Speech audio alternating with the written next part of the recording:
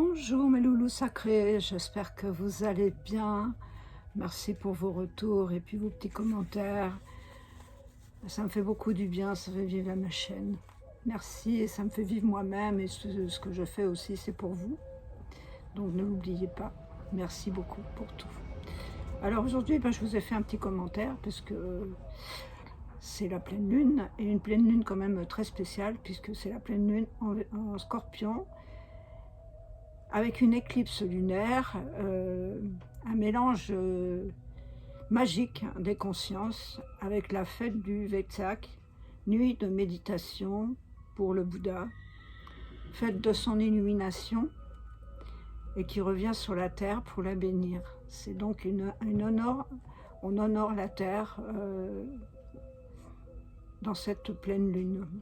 Bien que cette cérémonie se déroule dans une vallée du Tibet, c'est aussi la rencontre avec le Christ et les gardiens terrestres des plans divins, qui sont des maîtres de sagesse et qui nous préparent à un acte de service pour les humains et la terre. C'est donc assez fort. Et ce Scorpion, en fait, ce signe du Scorpion, je vous ai fait des notes, parce que je ne me rappellerai jamais tout ça, un petit cerveau. Le Scorpion va nous plonger dans nos profondeurs, revoir les sentiments, nos désirs, nos forces secrètes intérieures, puisque le Scorpion, c'est de l'eau, avec Pluton. En plus, c'est comme Pluton est rétrograde aussi en ce moment, donc ça fait remonter des choses, des émotions, ça fait pleurer sans même avoir du chagrin, enfin, ça fait éternuer aussi, ça fait tousser, voilà. Et nos forces secrètes intérieures que nous n'osons pas montrer. Donc il faut du lâcher prise pour les laisser partir. Toujours évacuer des programmations de nos institutions qui nous gênent, faire place nette. Le moment de l'éclipse nous annonce à accepter nos chaos intérieurs, nos transformations, clarifier notre mental, défaire les nœuds karmiques, très important, ça fait partie du karma. Et ces nœuds, ils sont enroulés et sont parfois très difficiles à les chercher, et surtout, on a peur d'aller les chercher. Cela peut être bouleversant, mais ça vous amène là où nous devons aller, où vous devez. Je n'ai rien à dire de vous devez, vous le voyez si vous voulez le faire. Ce n'est pas une obligation, je n'ai pas cette prétention de vous faire quoi que ce soit. Mercure est toujours rétrograde, donc il va s'arrêter là dans une bonne semaine, je pense. Pluton est en rétrogradation, donc il revient, il va quitter le Verseau pour retourner dans le Capricorne, pour retourner sur la Terre, plus concret. Cette éclipse aussi, elle est en opposition à Uranus. Alors Uranus, c'est la rebelle, c'est l'imprévisible, c'est celle qui vous déclenche des foudres, c'est la foudre, c'est la tour dans le tarot. Et donc, c'est très... Ouais, je commence à partir là, hop. Et donc, cette éclipse en opposition à Uranus, la rebelle, l'imprévisible, elle va faire ressortir sa révolution intérieure et notre révolution intérieure, celle qui bouillonne, celle qu'on n'arrive pas à sortir, voilà. Donc, plongeons dans notre inconscient, sans peur, pour affronter nos démons, nos émotions toxiques, avec du courage et de la détermination, c'est-à-dire qu'il faut y aller, mais il ne faut pas lâcher. C'est plus bousculant pour les signes du Taureau, pour les Lions, pour les Scorpions et les Verseaux.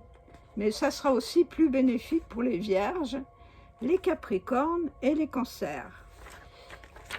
Et ce mois de mai, bien sûr, qui nous a fait aussi entrer dans la célébration de Beltane au 1er mai, et qui nous invite à sentir le feu en nous et à attiser notre désir de vivre de l'amour, le jardin des délices qui sont en nous, à notre portée. Faisons notre chemin de beauté, de revenir vers la source qui coule en nous, et c'est le mariage sacré en nous.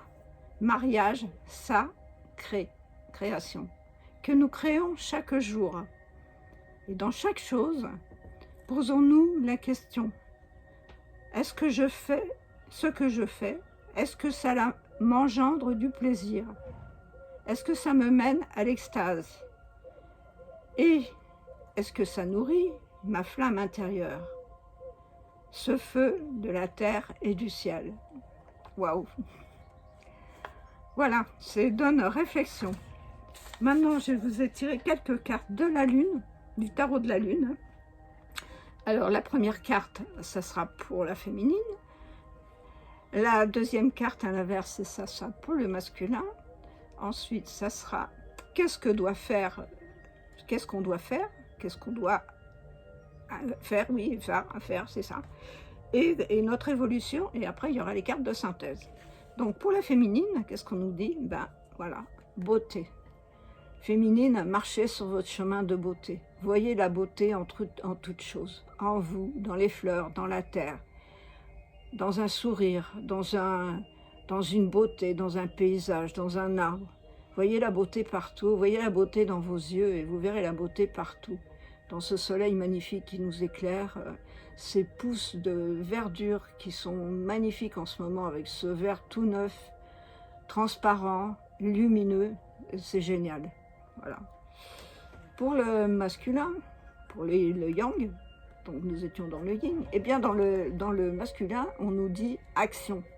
Et action, c'est bien l'action dans l'ici et maintenant. L'action pour dénouer tout ce que j'ai dit juste avant. Dénouer, parce que là, c'est l'action qui demande d'y aller, hein, de se lancer, de voir le meilleur, de voir le plus beau que l'on puisse ressortir. Donc, actionner cette énergie, ce potentiel que nous avons en nous, aussi bien masculin que féminin, parce que nous avons deux parties, aussi bien le yin et le yang, en chacun d'entre nous. Donc nous devons faire de l'action pour retrouver notre beauté intérieure. C'est très important de voir cette beauté intérieure et honorer la terre, puisqu'avec Beltrán, en fait, nous étions là-dedans.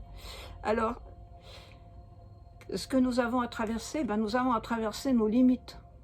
Nos limites, laisser de côté les enfermements, les conditionnements, qui nous provoquent des limites et qu'on n'ose pas traverser et qu'on n'ose pas faire. Il faut mettre cette puissance, cette action, ce feu intérieur, puisque c'est le feu en ce moment. Et en plus, le soleil est en opposition avec la lune, donc le soleil lumineux doit éclairer ses actions et que la lune, elle ne doit pas les éteindre. Elle doit au contraire les faire remonter avec l'action du soleil pour remonter ça à la surface et écumer ce que l'on a à se débarrasser. Vaste programme. Et dans l'évolution, eh bien, c'est trouver la paix. Trouver la paix en soi, dans la méditation, dans le service, dans la paix intérieure. Calmons notre mental, calmons nos impressions. Voyez la beauté partout, cette beauté qui est là. Et dans cette action-là, elle doit être douce, elle doit être posée, parce qu'elle doit se donner de l'amour. On doit ressentir ce fleuve et cette eau intérieure de l'inconscient avec lequel on doit le caresser, le coucouner, lui donner des mots d'amour, lui faire des belles choses. Et comme ça, nous trouvons la paix dans cette méditation intuitive que nous faisons à n'importe quel jour, du jour et de la nuit, quand nous avons un moment. Prenons du temps pour nous poser et faire des choses qu'on a envie de faire et non pas les remettre toujours à demain. Et la synthèse de tout ça, la synthèse, qu'est-ce que c'est? Eh bien, la synthèse, c'est la concentration. Et oui, se concentrer sur un objectif, se consacrer sur une action. Cette action pour trouver la beauté, pour trouver ses limites et dépasser ses limites, pour trouver la paix en soi.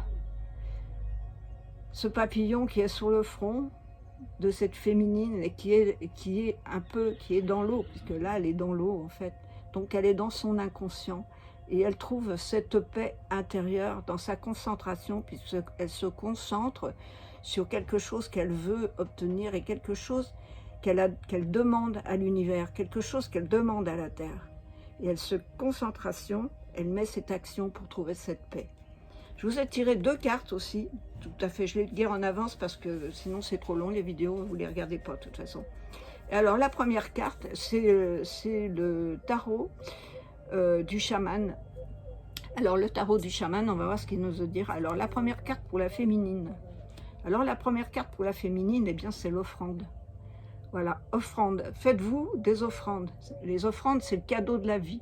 Faites des cadeaux à la terre.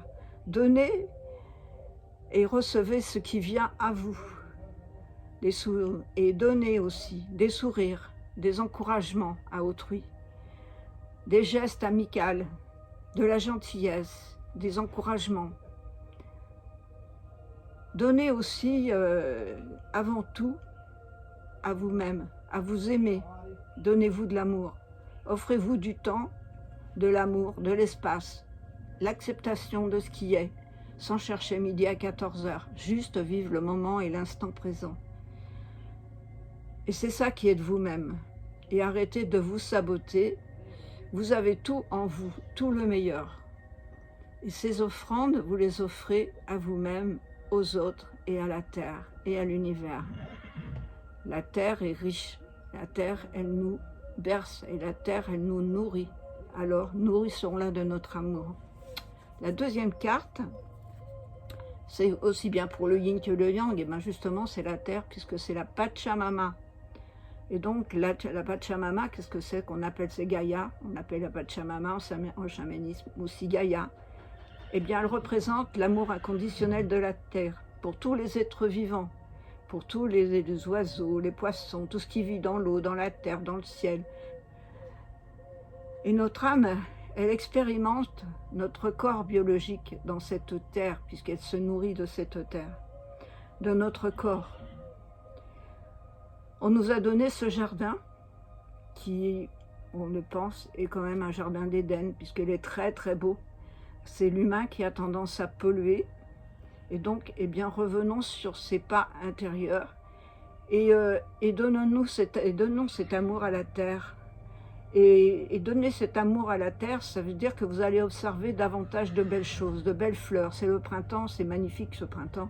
Il y a des fleurs extraordinaires et fantastiques. Et alors, eh ben, je vous propose d'en jouir, de partager, de regarder, de toucher la terre avec vos mains, de la sentir et de l'aimer. Et marcher devant vous sur votre chemin de beauté. J'en reviens là. Voilà, mes chers amis, j'espère que ce tirage vous aura plu. Il n'est pas trop long, mais un peu plus long que d'habitude. Merci pour vos likes, merci pour vos commentaires. Merci de m'avoir écouté. Je vous remercie à l'avance. Et vous avez mes infos dans la barre d'infos. Les informations dans la barre d'infos, bah oui, c'est ça. Donc, je vous aime et prenez soin de vous. Namasté.